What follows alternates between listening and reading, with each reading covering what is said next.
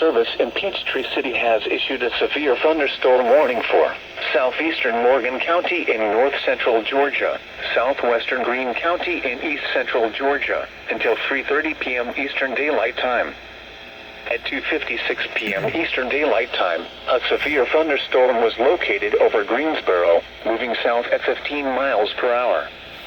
Hazard, 60 miles per hour wind gusts and quarter-size hail. Source, radar indicated. Impact, hail damage to vehicles is expected. Expect wind damage to roofs, siding, and trees. Locations impacted include Greensboro, Siloam, Reynolds at Lake Oconee, Liberty, Vesey, Parks Mill, Cary, and Swords. For your protection, move to an interior room on the lowest floor of a building. If you see wind damage, hail, or flooding, wait until the storm has passed, and then call the National Weather Service toll-free at 1-866-763-4466 or tweet us your report at NWS Atlanta.